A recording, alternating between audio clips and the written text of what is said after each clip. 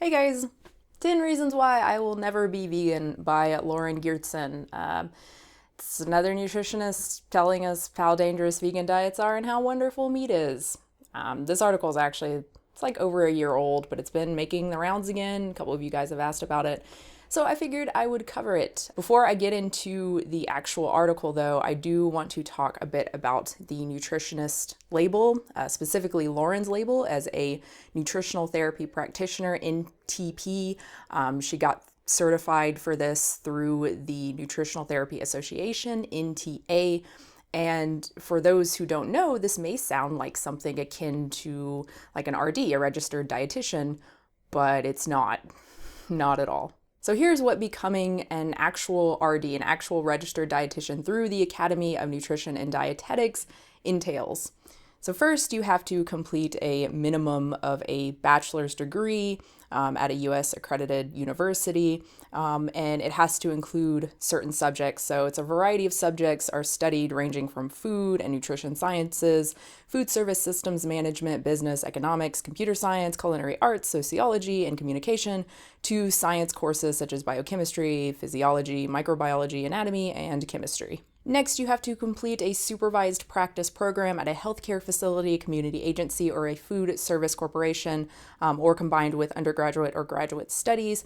Typically, this will run 6 to 12 months in length. Then you have to pass a national examination, and then once you become a registered dietitian, then you have to go through continuing education credits, requirements to maintain your RD status. So now here's what becoming an NTP, a nutritional therapy practitioner through the NTA, here's what that entails.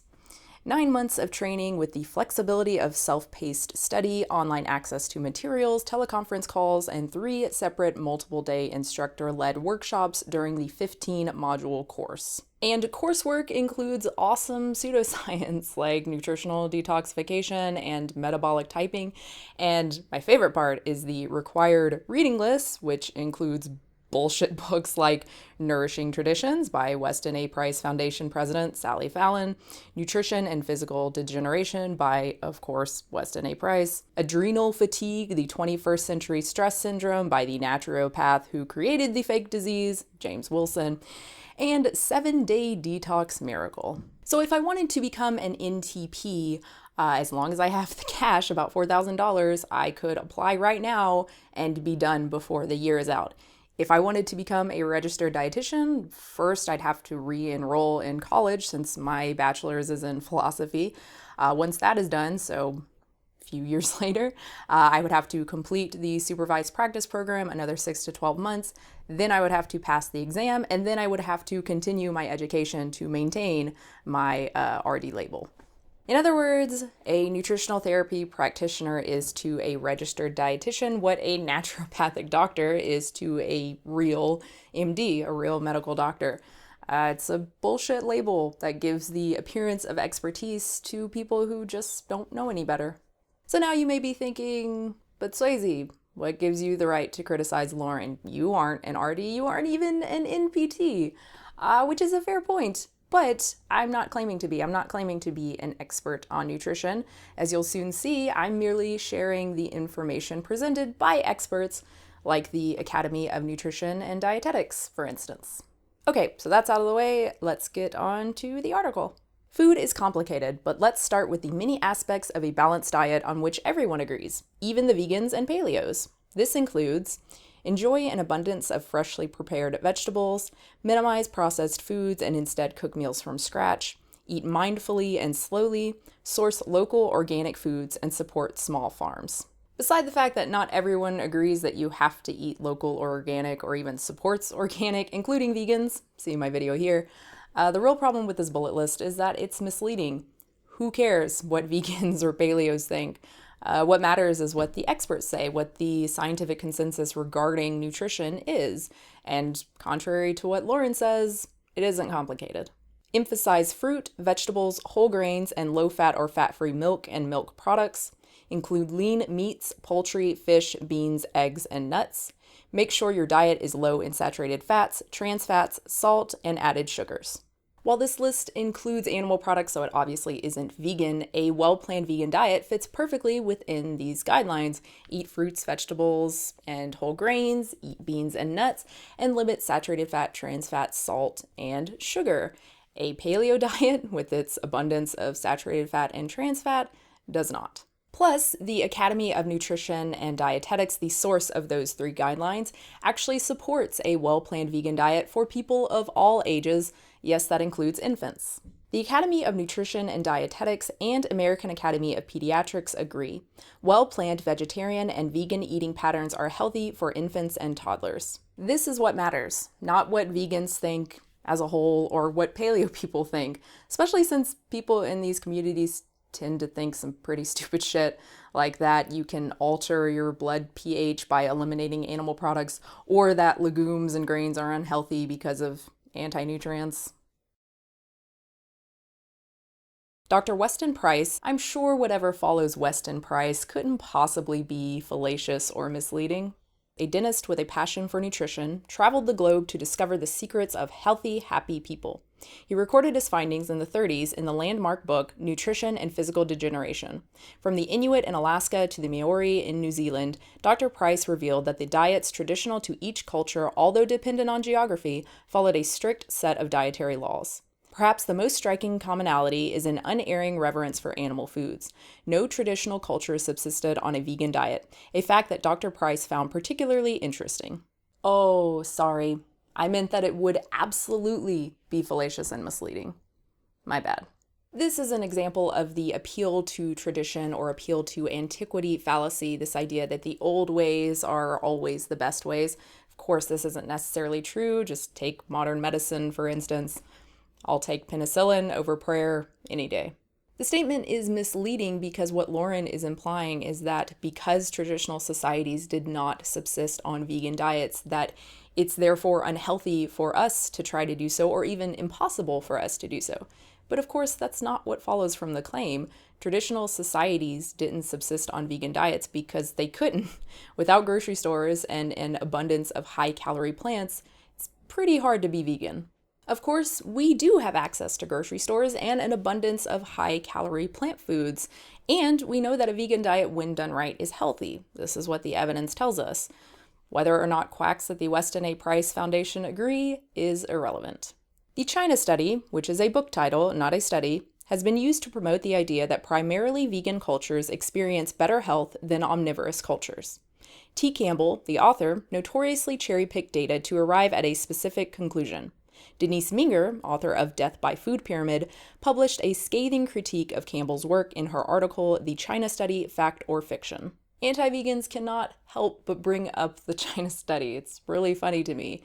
But to be fair, vegans are partially to blame for this, since many just mention and quote the book ad nauseum. You find any post about meat eating or comment or whatever, and there's bound to be a "have you read the China study?" response. Meat eaters like Lauren act as though taking down the China study somehow dismantles veganism. It doesn't. The China study could turn out to be completely fraudulent, and it would have no bearing on the ethical argument, the environmental argument, or the health argument for veganism. So I'm not going to go into whether or not the China study is a useful resource or whether Denise Minger's claims are accurate, because I really don't care. A well-planned vegan diet is healthy, better for the environment, and kinder to sentient beings of all walks of life, whether the China study exists or not. Contrary to popular belief, you can't get vitamin A from carrots. Vegetables provide carotene, a precursor to vitamin A, while animal sources such as liver and pastured egg yolks provide true vitamin A. Carrots and other plants contain carotenoids like beta-carotene that your body then converts to vitamin A. So yes, carrots do contain vitamin A. To say otherwise, as Lauren does, is to be intentionally misleading. I mean, by her logic, you can't say that sunshine provides vitamin D because it's your own body that produces the vitamin D from exposure to UVB rays. That's stupid. Many people believe that carotene can be converted into vitamin A, but this conversion is usually insignificant. First, it takes a huge amount of carotene to convert to a moderate amount of vitamin A. 12 micrograms of beta-carotene is equal to about 1 microgram of preformed vitamin A, or 1 microgram of RAE, retinol activity equivalent, which does sound concerning until you learn that certain plant foods like carrots and sweet potato and pumpkin provide massive amounts of beta-carotene and other carotenoids. Daily requirements for RAE are 900 for men and 700 for women. Just one raw carrot provides 509 RAE, one baked sweet potato 1095, and a half a cup of canned pumpkin 2558. I'm not saying that vegans shouldn't be aware of their vitamin A needs. We should be, especially since even a seemingly healthy diet that's focused on whole foods can still lack vitamin A if we aren't eating enough of plants that are rich in this nutrient. But to say that we can't get vitamin A from plants, as Lauren does, is an indication of either stupidity or intentional deception. Take your pick. Second, when there is poor thyroid function, impaired digestion, or a lack of healthy fats in the diet, this conversion won't happen. First, many diseases and disorders can lead to absorption issues for various nutrients. Does this mean that standard nutrition guidelines should be changed to meet the needs of every single person, regardless of illness? Of course not. That would be impossible. Guidelines are intended to meet the needs of the average healthy adult. Someone with hypothyroidism or any other disorder should speak to their doctor about ensuring that all of their nutrient needs are met, instead of listening to some chick on the internet with a nutritionist label, for instance. Second, she's right that fat does improve absorption of vitamin A, so eat some avocado with your sweet potato. Gee, that was hard. In the same way, usable vitamin D, natural vitamin D3, is only found in animal products such as pastured egg yolks, cod liver oil, and dairy products from grass-grazing animals. I guess sunshine and vitamin D supplements don't exist in Lauren's world. The myth that we can obtain vitamin D from mushrooms is false. Mushrooms contain vitamin D2, which is extremely poorly absorbed. This is bullshit. According to a 2012 meta-analysis, when the frequency of dosage administration was compared, there was a significant response for vitamin D3 when given as a bolus dose compared with administration of vitamin D2, but the effect was lost with daily supplementation. In other words, D3 and D2 are virtually equal in terms of their ability to raise vitamin D levels as long as they are taken in smaller daily doses, which is how people tend to take them anyway. But if you are still concerned for whatever reason and you want to take D3, there is a vegan version on the market. It is made from lichens. It has been approved by the Vegan Society as being a vegan product and has been laboratory tested and confirmed as being true D3 made from a vegan source. Soy, the magical fruit. The more you eat, the more your hormones go berserk. More bullshit. Please see my video on soy here. Although studies showing the hormonal effects of consuming soy are controversial, I believe the research indicates that we should play it safe rather than sorry. As I pointed out in my soy video, the evidence so far is in favor of soy being a healthy part of a healthy, balanced diet. In fact, it may even be protective against certain diseases like breast cancer. So if Lauren really wants to play it safe, she should include some soy in her diet. For example, one study showed that infants consuming soy formula had concentrations of blood estrogen levels 13,000 to 22,000 times higher than normal estrogen levels. When did we start talking about infants? This is an article about why Lauren, an adult, obviously an adult, won't go vegan. Whether or not babies can consume soy formula is completely irrelevant. In any event, Lauren's statement is misleading at best and flat out wrong at worst. First, the researchers did not measure estrogen levels, they measured isoflavone levels, phytoestrogens. I explained the difference between estrogen and phytoestrogens in my soy video. Second, Lauren writes as though these high levels of isoflavones is definitely a concern, but that's not what the researchers conclude. They conclude that they may be sufficient to exert biological effects. But even this isn't supported by the evidence, by the fact that an increased incidence of feminization in male infants or an increased incidence of hypospadias in high soy-consuming populations have not been observed. That's a quote from the American Academy of Pediatrics 2008 report, Use of Soy-Based Formulas in Infant Feeding.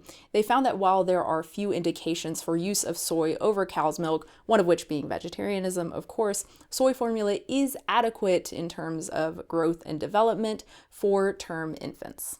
I don't know about you, but I personally would rather listen to actual experts like the American Academy of Pediatrics rather than some nutritionist who's Research seems to be limited to the Weston Price Foundation and authoritynutrition.com. A bunch of unsubstantiated and ridiculous claims that originate from a book written by a naturopathic doctor and yet another Weston Price fanatic. Vitamin K2 is the shuttle that transports calcium into your bones. You can eat as much calcium as you want, but it won't strengthen your bones unless it is accompanied by vitamin K2. Even anti-vegan Harriet Hall disagrees with these claims. No reliable clinical studies have been done to test whether supplementation of K2 would have any meaningful effects on disease progression or health outcomes in humans. This is one reason why calcium supplementation has been shown to increase the risk of plaque formation. The body can't use the calcium for building bones, so it stores it in the arteries. Again, no. This 2014 meta-analysis of randomized controlled trials concluded that current evidence does not support the hypothesis that calcium supplementation with or without vitamin D increase coronary heart disease or all-cause mortality risk in elderly women. The author seems to think that it is a buildup of calcium that causes artery clogging atherosclerotic plaques, but calcium deposition is really only a secondary phenomenon occurring mainly in advanced lesions. Coronary heart disease is not a feature of hypercalcemia, and although CT heart scans are done to measure coronary calcium scores, they are not recommended for general screening. Not all plaques contain calcium. The larger ones are more likely to contain it, but smaller plaques with no calcium are the ones that are more likely to rupture. Like other fat-soluble vitamins, vitamin K2 is found in fatty sources. Mother Nature packages the vitamin with the cofactors required to absorb it. You'll get vitamin K2 in pastured egg yolks, milk and cheese from grass-fed animals, liver, beef, and chicken. Once again, I guess supplements don't exist in Lauren's universe. The good news is that we don't live in Lauren's universe, and there are vitamin K2 supplements, so if you for some reason are convinced by these unsubstantiated claims, you could take a vitamin K2 supplement, although you probably shouldn't since the safety of long-term use of these is unknown. It's also worth wondering why someone like Lauren, who is apparently so concerned with heart disease, recommends foods so high in saturated fat. If vitamin K2 reduces the risk of heart disease, it does not mean that eating animal products high in vitamin K2 will also reduce the risk, since animal products often contain other components that may increase the risk of heart disease more than vitamin K2 decreases it. That's from Jack Norris, an actual registered dietitian. Once again, Lauren is a nutritional therapy practitioner, not an RD.